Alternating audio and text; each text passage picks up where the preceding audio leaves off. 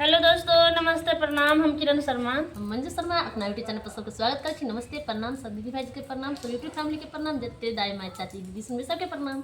और देखिए हम सब का वीडियो बनाबी छी। लाइट के चक्कर में 2 दिन से बारिश भरल है, लाइट नहीं सही से रहे है, ताहि लग हम सब वीडियो बनाबे चल अखन तक। तो देखियो बरांडा पर आबि के वीडियो बनाबे छी।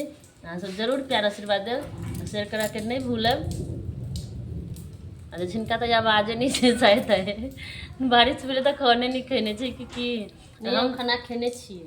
तो ला मजाक के छोड़ो, हम सब गीत गाबे जा रहा छी। बहुत प्यारा सा गीत छै, नोक झोंक गीत छै। अहाँ सब जरूर सुनब, कमेंट करके जरूर बताएब, और किनका सबके पसंद है जरूर कमेंट करके हमरा सबके गीत के बताएब। राजा कतबो तू गंगा नहैबा हमार जगधानी ना पैबा।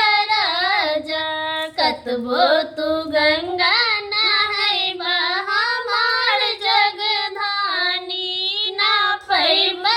राजा ना पैबा। राजा हो ना पैबा। राजा ना पैबा।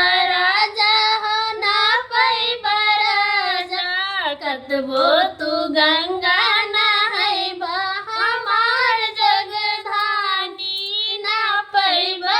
राजा कतबो तू गंगा नहैबा हमार जगधानी ना पैबा। राजा जैबा जनकपुर पूजबा तू जानकी।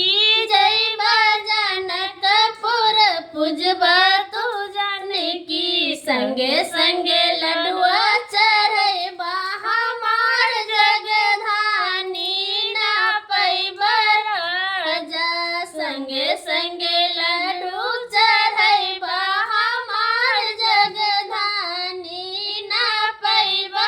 राजा ना पैबा। राजा हो ना पैबा।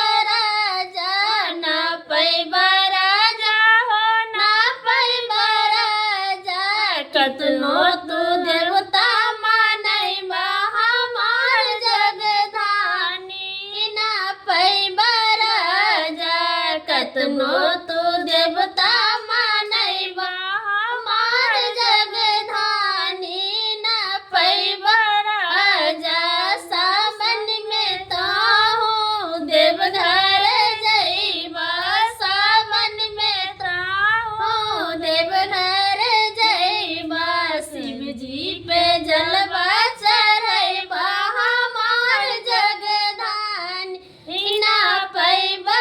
राजा शिव जी पे जलवा चढ़ैबा हमार जगधानी ना पैबा।